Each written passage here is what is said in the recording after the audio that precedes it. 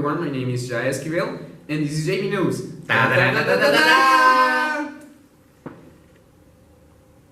So, how are you doing, Jai? Well, Bro, it's morning! Are you trying to kill me, really? okay, well, that was a kind of intro, wasn't it? You're an idiot. Okay, so right now in JB News, what we have is Russia plans about Syria, Portugal more like Portuguese. Get it? No? Get it? No. Okay, I was just forcing around, bro. I'll keep coming with this. Okay. Okay, now. Portugal. Maybe the new Greece? And Russia has new plans for Syria. What are they trying to plan? This and more news in GB News. Right with you, bros. So a few days ago we were looking at how was Greece doing, and they're doing great. Well, if great means that you have a great debt with Europe, that the young people doesn't have any future jobs, that you're the main pain in the ass of the Eurozone, or at least you have Hyros and the Coliseum, and that team is great. Dude, you actually know that the Coliseum is in Rome, right? Oh. I mean, it's obvious. Yes. Well, so as I was saying, Greece is not the only country with economic troubles, but also Portugal. Well, the leadership of Pedro Coelho, taken by the parliamentary motion, agreeing to, after agreeing that coalition between, I guess it was Left Bloc and the Communist Wing Socialist Party now depends on the Portuguese president, I guess is Aníbal Cavaco Silva, order goes from the government to a transitional government. This will maintain actually until they get into a new general election. A new period of uncertainty that could well derail the significant progress that has taken place during the current crisis Portugal opens therefore. In fact, the Portuguese economy has been doing great since they are applying new reforms and adjustments, but they're not very popular, but they are really efficient. Oh, I see. Well, however, unlike the Greeks, the Portuguese accomplished their duties, and the combination of structural reforms and austerity policies implemented in the recent years, as one, has reduced the unemployment rate from 16 to 13%, and the budget deficit from, I believe it was 11% to 3.3 out of the GDP during this crisis. In fact, Portugal is, along with Ireland, the country that has the best recovery about this crisis, and leaving aside the relevant case of the Baltic economies. Well, Greece, we hope someday you recover from the crisis, and if you don't, at least you have Hercules by your side. You actually know that Hercules is not real, right? Well, if you hate him that much, why don't you make a report about that? You heartless bitch. Okay, just hold on, okay? Well, and now, Germany these days has been difficult to, out of the country because of the exponential increase and the many refugees that are coming right now to Europe from Syria. It is said that by the end of the year, Germany will host around 1.1 million refugees at the cost of $22.5 million. Refugees will not only be housed, but also they will have healthcare, job training, schooling, and German language course. Okay, well, in September, the IFO called Germany to use this budget surplus to help the refugees. And, Nicholas Portcraft, director in this institute, told Germany to actually help these people. They need to help the world. Why? Because 70 years ago, approximately, that's not the exact number, the world helped Germany, and now they want that help back. The IFO is also calling on the German government to scrap the country's minimum wage for all low-paid jobs to help refugees and others who need jobs. The IFO says refugees should be able to work immediately. Well, we do know what IFO means. What, do you talk that we were like a couple of hot reporters that don't know anything? Tell them what it means. But I thought that you... Just tell them, okay? Okay, well, IFO means...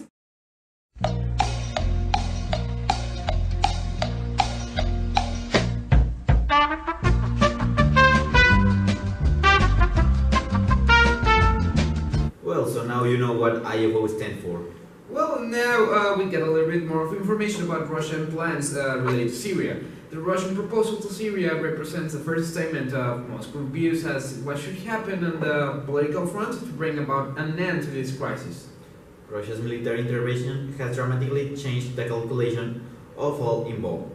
Russia's air power may not yet have rolled back President Bashar al-Assad's opponents on all fronts, but it has produced some local success for the Syrian government to the forces. Oh yes, the forces. And well, above all, it has, I guess, signaled to the Muscows will not allow the Syrian government to fall. And this is because, well, and thus it has made clear for the immediate future to, at least the path of any settlement runs through Moscow. But President Vladimir Putin and, the hard-headed, he's very, very hard-headed, and, well, he knows if Russian intervention is to be successful in his own terms, then it means that it's actually limited in both scope and duration, and more expensive role risks entanglement and wars. So basically, this is not good for Putin.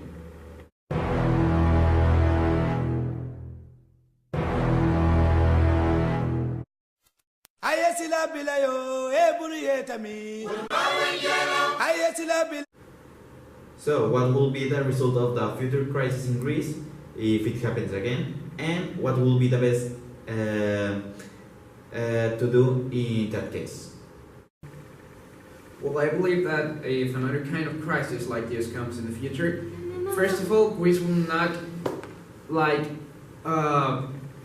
it will not live another kind of crisis like this. It will just go down, because if the past crisis was a lot of drama and a lot of panic, outside of Greece, not inside of Greece, imagine what will happen next if another kind of crisis like this comes again. And I'm just telling you this because, look, for example, if we just increase of the dollar price, everyone is freaking out. Imagine how the people will be freaked out if the euro goes down. And this is only because one country, because of Greece.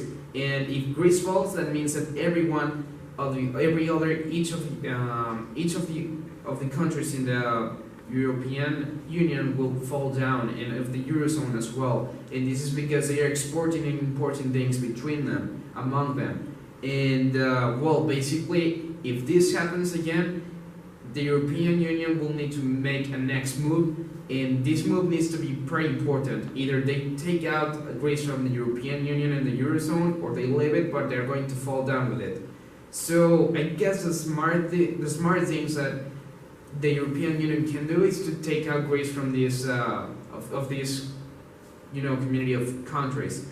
And well, I believe that's the best thing that we can do, because by doing this, they can avoid the euro to go down, and they need to make their own currency. Besides, if they take out Greece of the European Union and out of the European zone, even though they're not exporting things or importing things to these other countries in the European continent, what will happen is that there's a lot of those of other countries that can actually export things to the other countries. They can just keep moving forward in their markets and not just stuck into Greece and not think about Greece because they have a lot of stuff. Greece is not that important if they are outside of that European Union.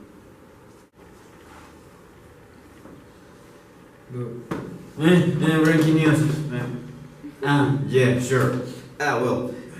Now we have some breaking news. This involved a terrorist attack that happens a while ago that reports 2 suicide bombs with 40 dead people and 230 wounded in a neighborhood called Baraj.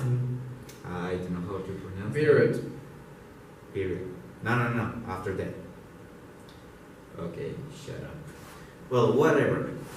This happened in the doors of a religious space known as Joses.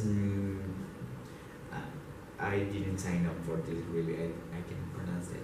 Well, basically, what happened is that they had a terrorist attack, Yeah. in, I believe it's Africa? No, in Islamic State. Islamic and State. They reported us these from Twitter.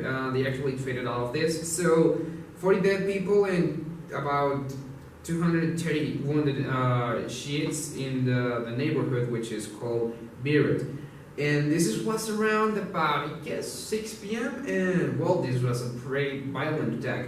I mean, imagine just like you were sleeping in your house and then just some weirdos come back and, just shoot you in the head because it's cool. So it's pretty damn scary. Yeah, it's kind of scary. And what the tweet said, it said soldiers of the Caliphate have detonated explosives planned on a motorcycle in a popular area of Rafida, Shait. After the apostate have gathered in the area, one of the Knights of Maridrum has detonated his explosives belt among them, killing more than 40. We will continue our fight against Hezbollah, said the statement. Hezbollah is a member of the Syrian regime of Bashar al-Assad, the Shiite branch, while ISIS and the Al-Nusra Front are Sunni. So fighting against Beirut have increased since this area has become the area of Syrian refugees. So basically, these guys just attacked because they were descendants of the ISIS terrorist groups as well as the Al-Qaeda. And well, yeah, this is just because of the Syrian refugees. So basically, everything is related to, all of that serious stuff. And in another breaking news, this is like the one that it's hitting the most around the world, is that last night at a match between France and Germany happened some shooting and a bomb. Happens around, what was around 9, 8 p.m.? Yeah, I believe that was around that time. So yeah, the authorities estimated it was about 120 deaths. And first we have the state of France, where 2 explosions heard about, like in the middle of the match between France and Germany. And then we have Le Havre, where some shooting took place. Also, there was a shooting at a restaurant called Le Petit Campote. Finally, around 100 people were killed at the Bataclan Theater. Yeah, and basically nothing is registered yet, so there's no one to blame this on. So yeah, this just started, in the match of the soccer team, and it just expanded to all of Paris. Imagine during the match, and then it just comes to the restaurant and at the park. So basically, it was just expanding from every second. It was just going farther and farther in order to involve more people. And well, in total, 120 deaths involving the shooting and as well the bombing. So I guess the best thing that we can do right now is just to pray for Paris. Stop. Okay, so now that we're talking about the Syrian refugees, I believe we got something new for you guys. Yeah, we have Carla at a live interview with a refugee to tell us what does she sees from her point of view according to the refugee situation and the war at Syria. Hello. Thank you. Here we are with a Syrian refugee. Tell us, where do you come from? Wait, is this national TV? Yes, ma'am. Tell us about your experience. Well, it's been a really long journey, like really long. I come from Syria and I lost my family in the way. Oh no, where are they? Well, I don't know. I just came from some food and I think I lost them. Poor refugee. Hell no, I'm not poor. Oh no, I was just trying to say. Listen, for all those people out there who think that refugees are poor people invading other countries, you're dead wrong. Before all of this happened, I used to be a major in computer science. And yes, I used to gain money like any other human being in this freaking planet. But I had to run away from my country. Do you understand that? And the most important thing right now is that I'm okay. And, well, I mistreat her, though. Well, there you go. A refugee just spoke with the truth. Alright guys, well thank you very much for, being with us at JB News. This is Jai Esquivel. And Brian Vilchis, thank you for watching. Thank you very much.